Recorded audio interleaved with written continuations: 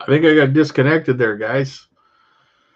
I'll wait for few of you guys to come back in.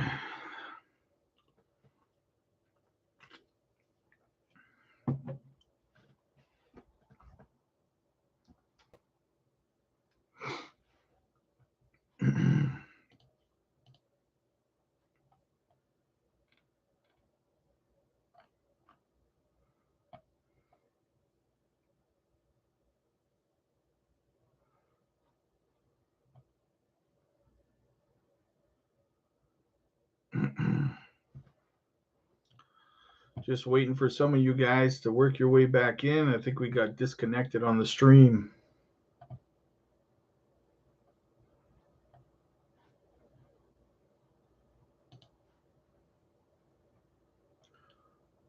Are we back? We are back.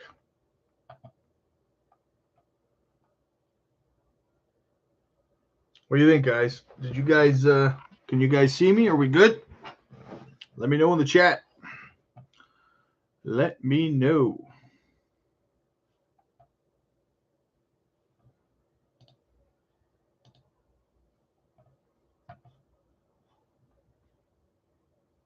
We're good? Okay. I guess I got disconnected or something there, guys. Sorry about that. Apologies, my friends. All right. So where was I? That's right. I was talking about Ripple's new article here: SME cross-border payments, a growth opportunity for banks. And for some reason, my internet kicked out for like a split second. It just booted me off. Unreal. Okay, so here we go.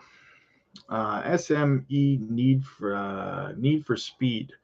The pandemic boost of global profile of SMEs, a recent Citi report, highlights their expansive role in mitigation supply chain disruptions and Mastercard's 2022 borderless payments report finds that 58% of SMEs are sending and receiving more cross-border payments now than they were in 2020.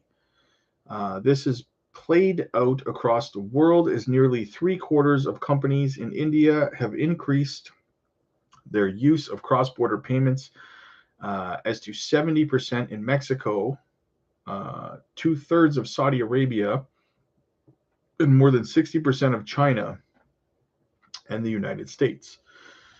Unfortunately, and just sorry guys, I'm very sick, like I said, holding some stuff down here. Unfortunately, and despite the estimated 110 trillion value attributed to the B2B payments market, the white paper reveals small business customers remain underserved by most financial institutions. From slow processing times to high transaction charges and lack of payment transparency, cross-border flows are plagued with inefficiencies and SMEs frankly cannot afford.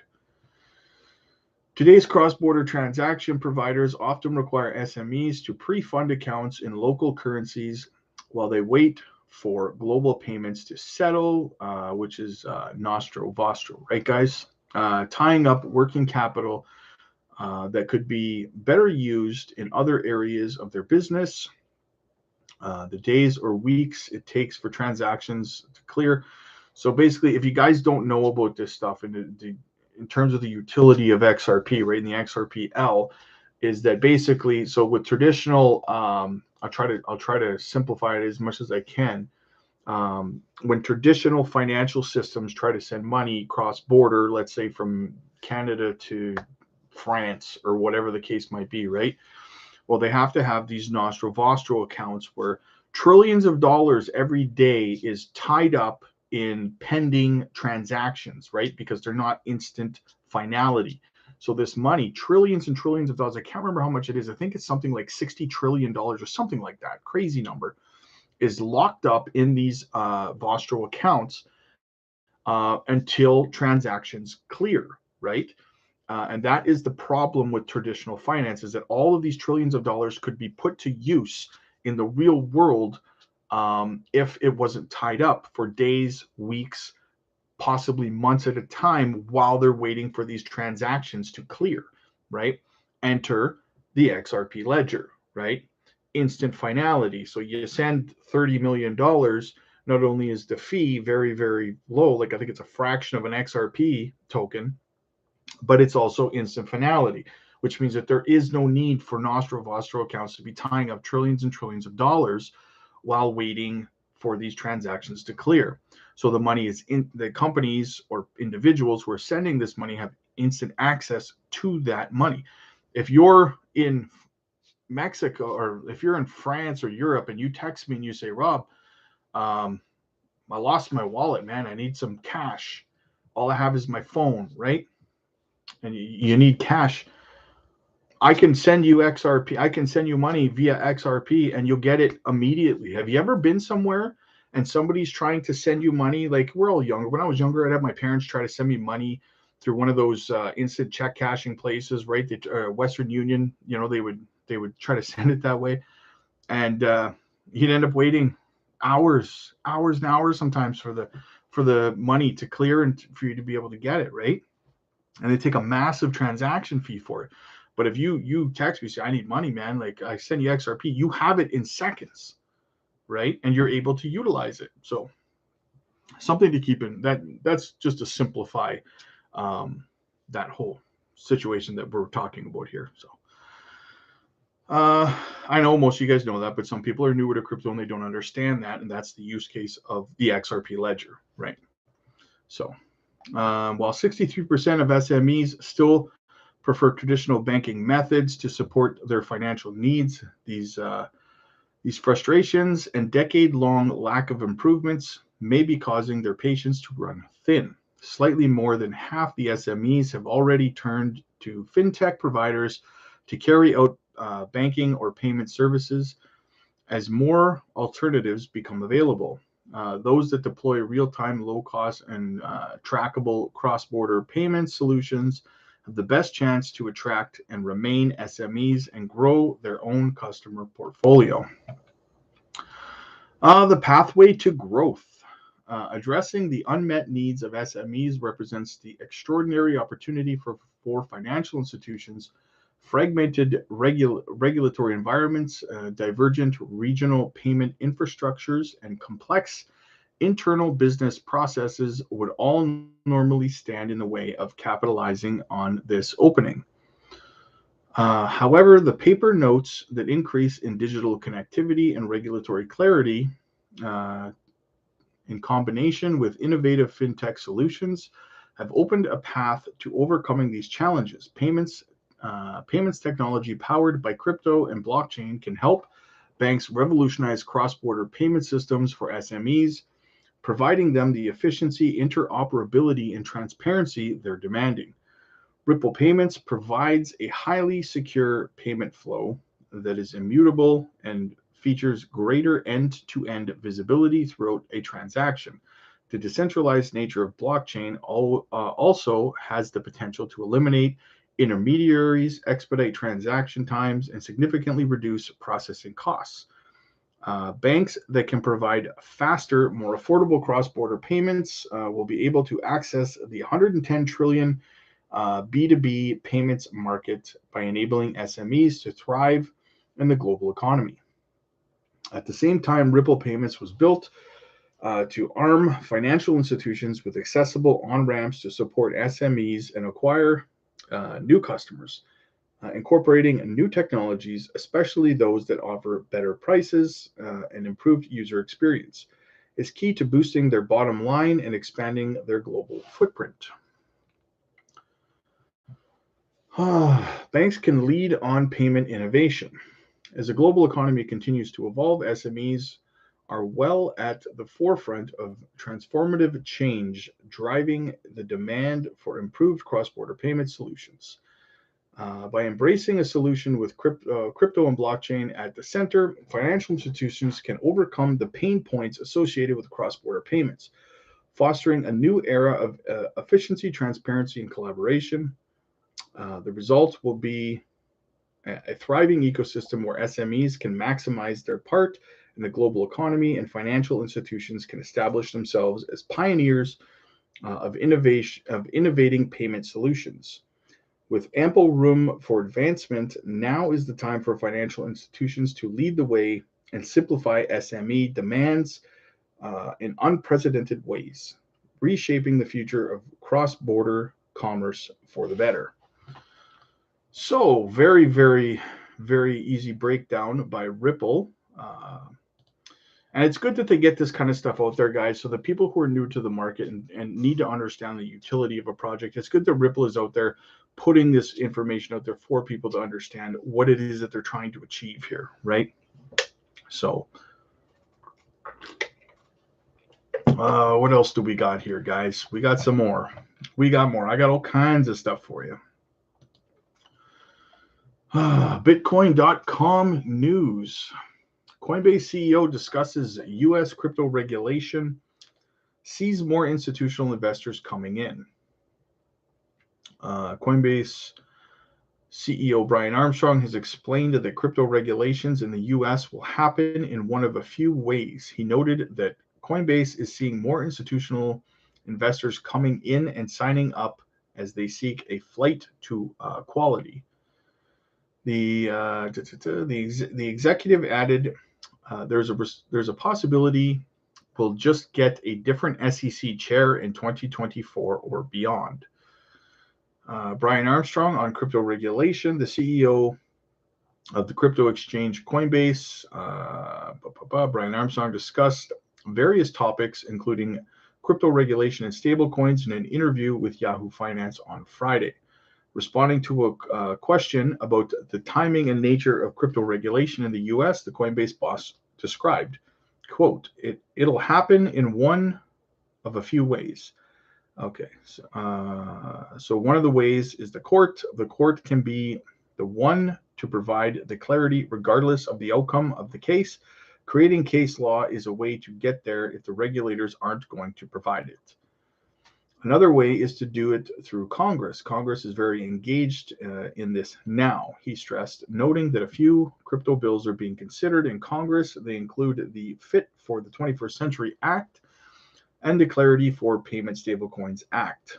Moreover, Armstrong noted that the Commodities Future Trading Exchange could step up and assert more authority.